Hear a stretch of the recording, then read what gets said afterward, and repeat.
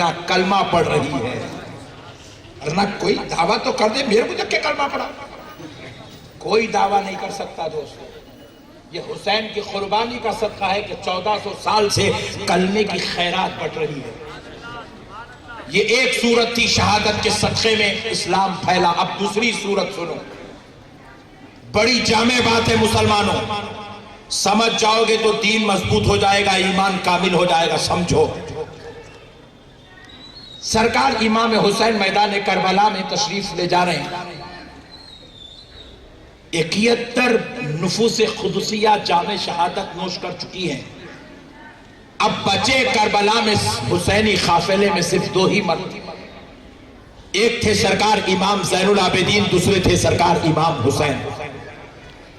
सरकार इमाम ज़ैनुल आबिदीन अपने खैमे से जंग में जाने की तैयारी करके निकले। कमर पर मौला इमाम हसन का पट्टा बांधकर, सर पर रसूल अल्लाह का इमामा सजाकर, जिस्म पर मौला अलीउल मुर्तजा का कुर्ता पहनकर और तलवार जुल्फ़िखारी लगाकर सरकार इमाम ज़ैनुल आबिदीन मैदान करबला में जंग के लिए जब अपने खैमे से निकले, घोड़े की तरफ आए, सरकार इमाम हुसैन उससे पहले तैयार होकर घोड़े पर बैठे हुए।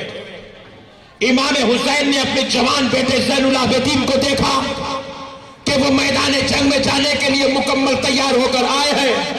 इमाम हुसैन ने कहा, बेटा ज़ैनुल आबिदीन, तुम करबला के मैदान में नहीं जाओगे, तुम जंग नहीं करोगे, तुम यहीं पर रहो। मुअर्रिखीन लिखते हैं इमाम हुसैन ने इसलिए इमाम ज़ैनुल आबिदीन को रोका क्योंकि इमाम ज़ैनुल आबिदीन को शदीद बुखार था। मैं कहता हूं खुदा की कसम मुअर्रिखीन ने सच लिखा, मगर मेरा एक सवाल है कि वहां बीमार कौन नहीं था? बीमारी की वजह से, बुखार की वजह से अगर इमाम ज़ैनुल आबिदीन को रोका गया तो मैं पूछता हूं 2.5 दिन का प्यासा हुसैन कौन सा सेहतमंद था? वो बेटे जो हुसैन को अजीज हो, उनकी जवान और बचपन की लाशें हुसैन अलैहिस्सलाम के सामने पड़ी हो, लाशों को देखने के बाद कौन सा बाप सलामत रह सकता है, कौन सेहतमंद रह सकता है?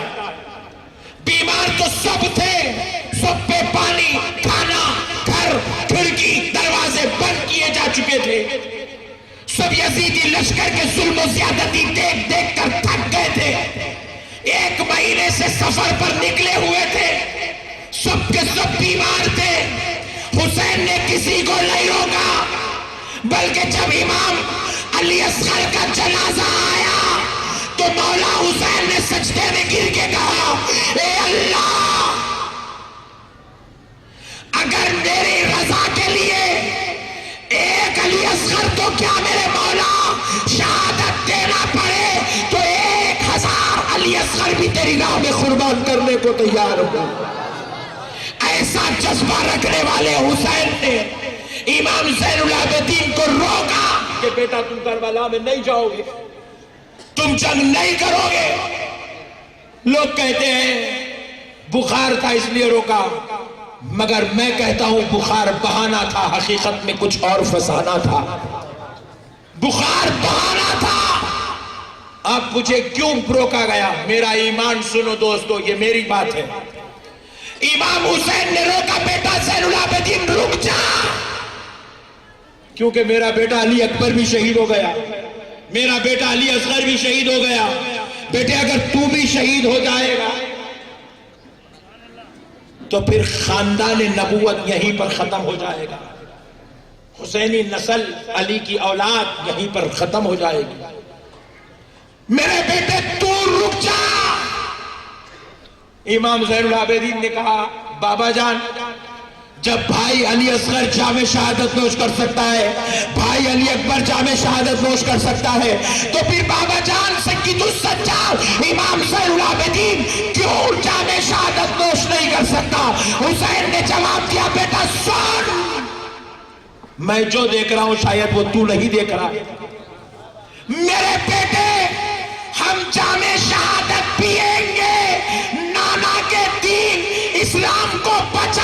के लिए,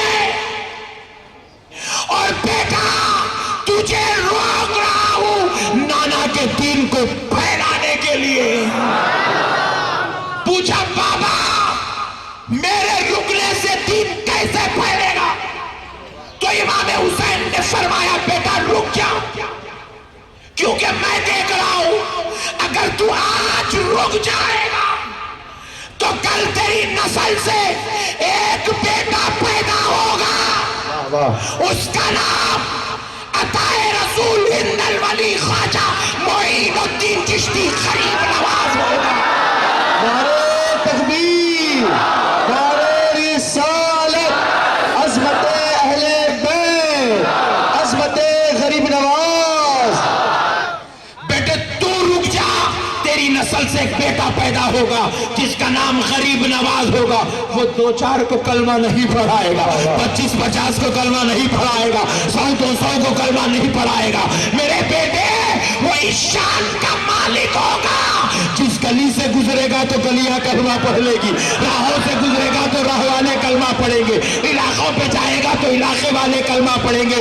हद तो ये होगी वो 2-4-25-50 को नहीं 90 लाख लोगों को कलमा पढ़ाएगा। सरकार गरीब नवाज इमाम ज़ैनुल आबिदीन की औलाद।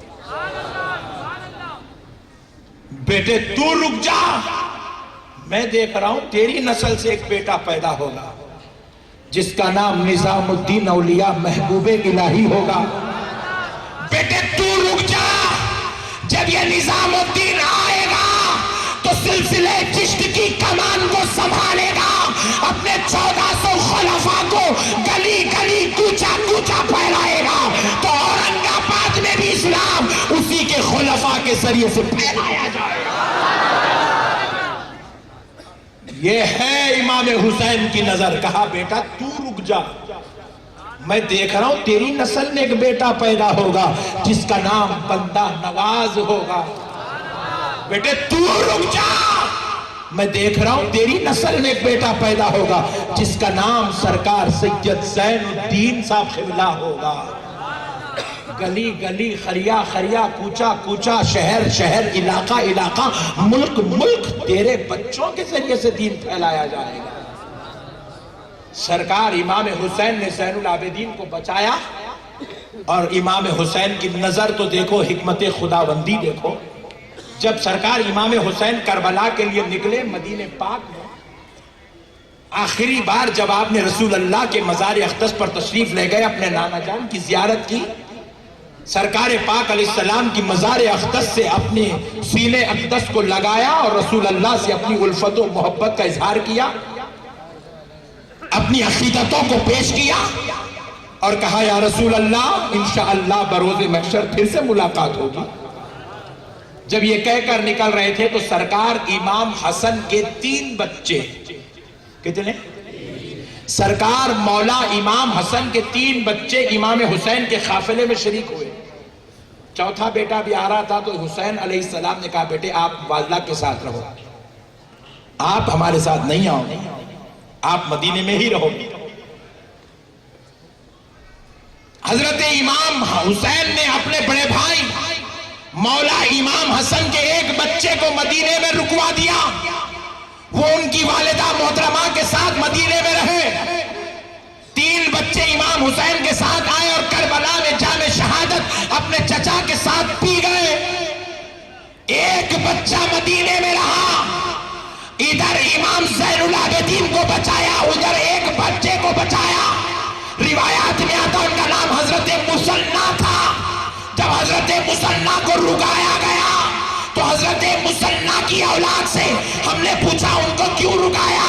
हुसैन की नजर देख रही थी कि हसन की नस्ल ये बच्चे से आगे बढ़ेगी, वो बच्चे की नस्ल आगे बढ़ी तो क्या हुआ?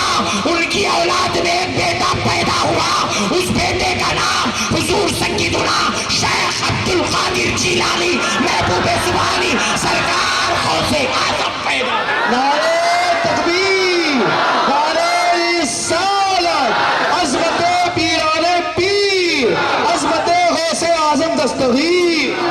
सरकार गौसे आज़म हसनी